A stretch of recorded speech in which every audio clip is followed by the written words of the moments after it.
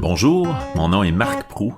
Vous écoutez La pédagogie du cœur, bienveillance et résilience au service de l'apprentissage. Content de vous retrouver pour un nouvel épisode. Avant de plonger dans le sujet d'aujourd'hui, je commence en vous invitant à visiter baladopédago.com. Balado Pédago, c'est un regroupement de balado-diffuseurs francophones qui s'intéressent au monde de l'éducation. Je suis bien fier de faire partie de la belle gang qui a donné naissance à cette aventure qui prend son envol depuis quelques mois.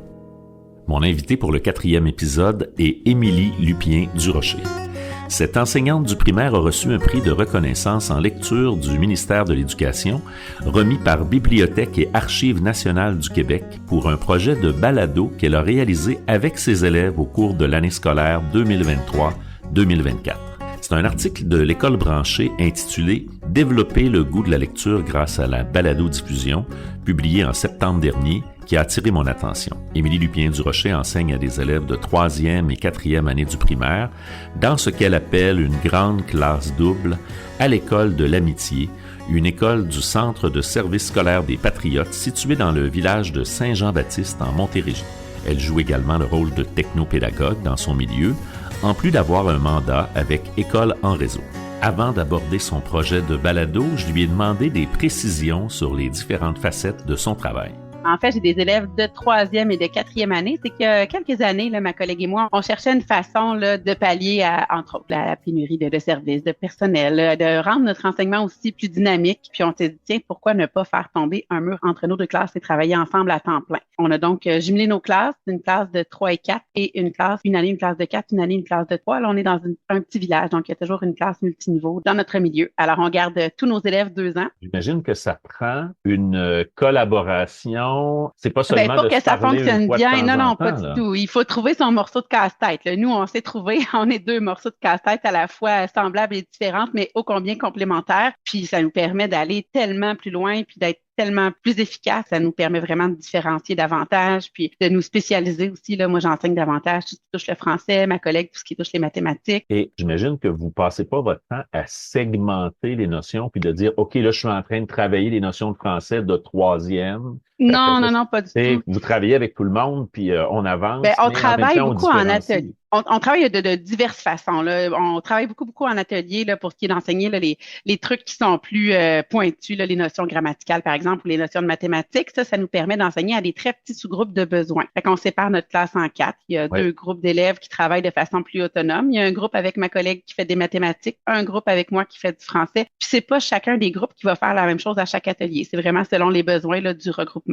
Fait qu'on a cette façon-là de travailler. Puis sinon, on travaille beaucoup en projet multidisciplinaire aussi. Là. Ça, c'est le morceau 3e, 4e. Après, tu m'as dit dans ta réponse, je suis aussi technopédagogue dans mon école, l'École de l'Amitié, ou le centre de service. Peux-tu m'expliquer ça un peu? En fait, là, au centre de service scolaire des Patriotes, ils ont décidé, dans chaque école, de donner du temps à une enseignante comme technopédagogue. Dans mon cas, là, je suis libérée un après-midi par semaine. Puis mon travail, c'est d'aider les enseignants de mon milieu, de mon école, à intégrer les technologies de façon pédagogique. T'sais, on le sait, là, les écrans ont bien mauvaise presse ces temps-ci. Mais moi, comme technopédagogue et comme enseignante aussi et comme passionnée de tout ce qui est technologie, je suis convaincue que la technologie a sa place dans nos écoles. Il faut juste l'amener de la bonne façon. D'ailleurs, je disais là, il y a pas longtemps, dans une rencontre de technopédagogues, là, des écrits d'Ati qui disaient que les technologies, pour être efficaces dans une école, il faut qu'elles soient utilisées pour atteindre des objectifs pédagogiques qui sont clairement définis. Ça, c'est pas facile pour les enseignants parce que quand on est allé à l'université, puis même encore aujourd'hui, il y a très peu de tout ça qui est enseigné à l'université. Puis d'ailleurs, là,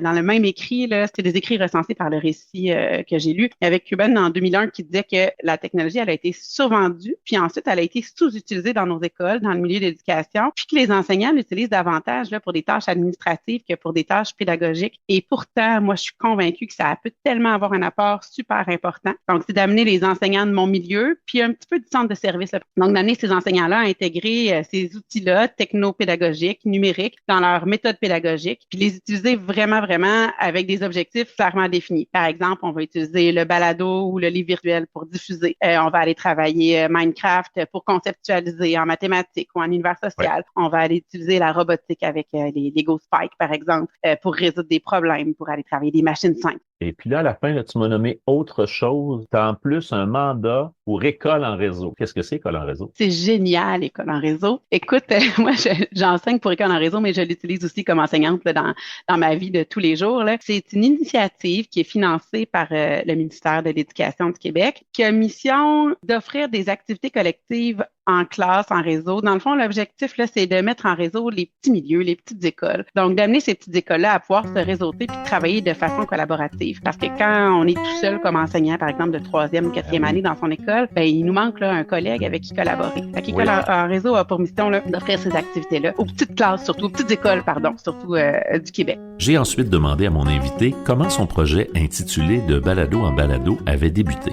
Ça fait des années là, que je cherche des façons d'amener mes élèves à développer leur amour de la lecture, développer leur culture littéraire, une culture littéraire variée aussi. J'essaie de les amener à comprendre puis à intégrer la structure du récit, à apprendre à critiquer, à apprécier, à réagir à des textes. C'est pas toujours facile. Et il y a quelques années, avec mes élèves, j'avais réalisé à quel point la diffusion, c'était motivant. Alors, on avait créé, il y a 7-8 ans peut-être, les éditions de la couverture noire dans ma classe, ce qui n'a aucun lien là, avec la collection noire de la courte échelle. C'est simplement parce qu'à l'époque, on était rendu à la fabrication de nos premiers livres dans notre petite maison d'édition scolaire. On n'avait plus de carton. Il ne restait que des grands cartons noirs. Alors, on s'est viré de bord. On a utilisé nos cartons noirs pour faire des couvertures différentes et depuis ce temps, la maison d'édition de ma classe s'appelle les éditions de la couverture noire. Et donc, on s'est mis à diffuser comme ça, même si c'était motivant puis c'était intéressant, ben ceux pour qui l'écriture, c'était difficile, ben d'aller mettre un texte au propre ou ceux qui ont une motricité plus difficile. En tout cas, tout ça, là, il manquait quelque chose. Il y avait quelque chose que je cherchais encore. Ouais. Puis après ça, je suis allée à une formation à la Journée du numérique en éducation, une formation du récit préscolaire où on nous a présenté le balado. Donc, c'était le récit préscolaire, mais c'était pas tous les cycles, là, finalement. J'avais déjà travaillé un petit peu le balado, on en écoutait en classe, mais jamais de façon très formelle. Et là, ça m'a allumé une lumière. Je me suis dit, mais voilà, voilà la façon de diffuser en enlevant à mes élèves occasionnellement la lourdeur de l'écrit ou de la motricité liée à l'écrit. Et là, comble de bonheur ou de malheur, qui sait, au même moment, la bibliothèque municipale du village où on va de façon régulière avec mes élèves était fermée pour rénovation. Oh. Alors, on a fait d'une pierre deux coups avec mes élèves. On s'est dit, mais pourquoi pas remplacer la bibliothèque municipale pendant quelques temps? On venait tout juste d'écrire des textes là, à la manière d'Élise Gravel, un projet que bien des enseignants font dans leur classe. Là. On avait exploré l'œuvre d'Élise Gravel en sciences, en mathématiques, bon, puis tout ça pour finalement en venir à lire ses livres sur les monstres et à créer notre propre monstrerie. Mais là, nous, on s'est dit, c'est ça qu'on va partager parce qu'on venait de les écrire, ils étaient tout frais, les élèves étaient fiers, ils avaient fait des belles œuvres d'art, là, c'est une publicité là, pour vendre leurs monstres. Alors, on a pris en photo nos œuvres d'art. Les élèves se sont pratiqués à lire. Au deuxième cycle, la fluidité en lecture, c'est pas encore facile, c'est quelque chose qu'on pratique beaucoup. Alors moi, comme enseignante, je me suis dit, quelle belle occasion de mettre en mots ce qu'on a écrit. Ben, c'est une belle occasion d'aller pratiquer la fluidité. On a écouté des balados pour s'inspirer puis voir comment on fait là, pour rendre ça intéressant quand on les écoute. Et on les a diffusés. Donc, c'était le premier volet de ce projet de balado en balado. Et la bibliothèque municipale les a partagés sur ses réseaux en disant, on est fermé, mais la classe double de l'École de l'amitié a quelque chose pour vous. Alors là, pour mes élèves, ben, c'était super trippant parce que non seulement il y avait leurs parents puis les élèves qui écoutaient ça, mais il y avait des gens de la municipalité qui le faisaient. Puis on est dans un village, hein, fait que les gens parlent. Fait qu'après ça, ben quand les élèves étaient au jardin communautaire, ben ils croisaient quelqu'un qui disait, hey, c'est ton livre, ça, le croquis, je l'ai lu, ton monstre. On prend une courte pause pour entendre la publicité d'un autre membre du regroupement Balado Pédago. Tout de suite après, Émilie Lupien-Durocher enchaîne avec la suite de la réalisation de son projet. Découvrez Oser l'idée podcast. Chaque épisode plonge dans le leadership authentique en donnant la parole à chacun. En tant que coach et leader apprenante, je fusionne éducation, pédagogie et bien-être pour des échanges stimulants et francs. Envie d'une dose de leadership caféiné avec moi, Nancy? Rejoignez-moi pour des réflexions inspirantes et développons ensemble notre potentiel. Retrouvez-moi sur Spotify, Apple Podcasts et Pocket Casts. Ça a été un petit peu comme un cadeau. Moi, je parle toujours à mes élèves des formations que je fais. Ça les avait allumés quand j'avais parlé de balado. Je me suis dit, on va comme ajouter ça. Mais mon idée principale, c'était le deuxième volet qui était d'analyser des albums sans texte, d'analyser la structure du récit, de dégager les caractéristiques des personnages. Même s'il n'y avait pas de mots, là, il y a plein de choses à découvrir dans un album sans texte pour ensuite les mettre en mots et en créer des livres audio pour les petits de l'école, là, des livres audio à la manière de nos livres de Disney des années 80 où on tournait les pages au son de la clochette. Hey, mais je les ai écoutés. Je les ai pas tous écoutés, là, mais dans l'article sur l'école branchée, Ouais, il y avait des liens vers quelques-uns. C'est ouais, donc ben, ils ont fun. travaillé. Ouais, ils ont travaillé très, très fort, puis ils ont eu un grand succès quand même. Ils étaient vraiment fiers de ce qu'ils ont fait. Là. Ils se sentaient professionnels là, tu sais, dans leur travail. Puis ils ont eu vraiment des beaux commentaires aussi là, de nos petits élèves du premier cycle, puis des parents, puis de la communauté qui ont écouté nos livres. Là. Ouais, ils ont vraiment travaillé fort avec GarageBand pour mes 4e années, puis avec une autre petite application là, plus facile à utiliser, l'Audio Adventure pour mes élèves de 3e année. Ça a été vraiment un beau projet. Ils étaient tellement motivés. Tu sais, tantôt, on disait les écrans, ça a mauvaise presse, là, mais de temps en temps, là, intégrer le numérique, ça ouvre des possibilités infinies à nos élèves. Ils n'auraient pas été capables de créer ce qu'ils ont créé sans le numérique. Je fais du pouce sur ce que tu dis. Ouais. Je reviens à ce que tu disais tout à l'heure. Je pense qu'on est complètement à côté là, dans la discussion qui a cours présentement par rapport aux écrans. Le problème, c'est pas l'utilisation du numérique. Le problème, c'est pas l'utilisation des écrans. C'est pas la présence des écrans dans l'école. Le problème, c'est qu'effectivement, il y a une multiplication des occasions d'être exposé aux écrans et en classe, si on décide d'exposer les élèves aux écrans, il faut que ça ait un sens.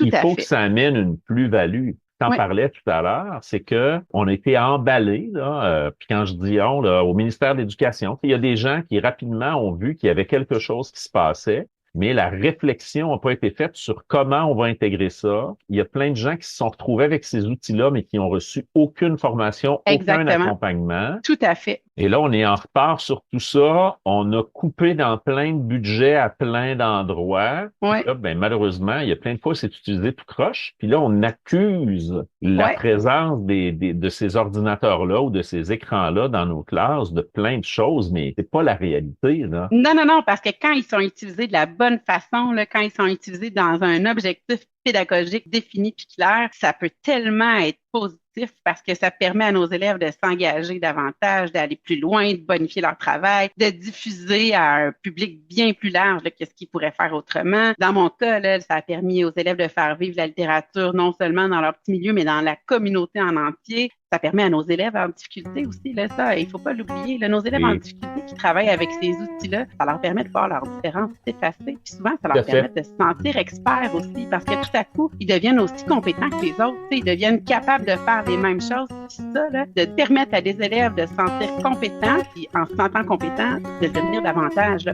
Le projet de balado en balado a culminé dans un 3e volet tout aussi spectaculaire que les 2 premiers. Je laisse mon invité vous en fournir les détails précis. C'est un volet qui touchait davantage la critique littéraire. Donc, on était encore dans la diffusion. Les élèves travaillent souvent dans ma classe là, en cercle de lecture. Donc, ils sont entre 3 et 5 élèves là, à lire le même roman, des romans adaptés à leur niveau de lecture. Ils lisent à peu près au même rythme. Ils ont des délais à respecter pour lire certaines parties, puis après, ils se retrouvent ensemble, puis ils en discutent. Alors, cette discussion-là s'est faite de façon formelle et informelle là, pendant quelques semaines, avec des questions pour les amener à réfléchir à certains aspects. Puis, à la toute fin, on faisait une espèce de panel devant public. Les élèves d'un des romans étaient assis à une table autour d'un micro. Là, on envoie des photos d'ailleurs dans l'article d'École branchée, je pense.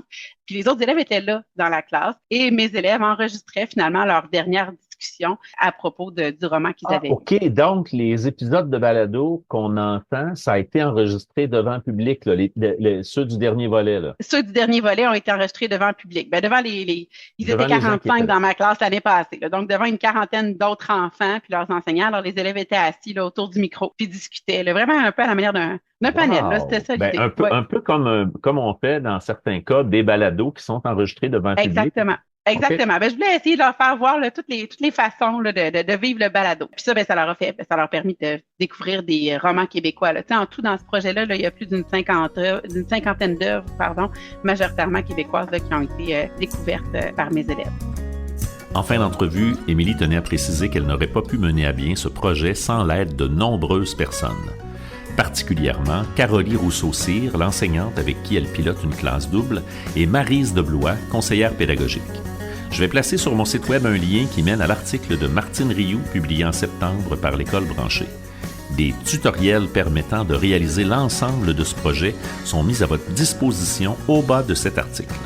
Pour le retrouver, rendez-vous à marcpropédago.com dans la section Balado, saison 4, épisode 4. Justement, c'est tout pour cet épisode. Merci à mon invité, Émilie Lupien-Durocher, qui a accepté de jouer le jeu de l'entrevue en visioconférence. Et encore une fois, merci à Simon Prou, guitariste et compositeur. Sa musique nous accompagne pour chacun des épisodes. Mon nom est Marc Prou. Vous avez écouté La pédagogie du cœur, bienveillance et résilience au service de l'apprentissage.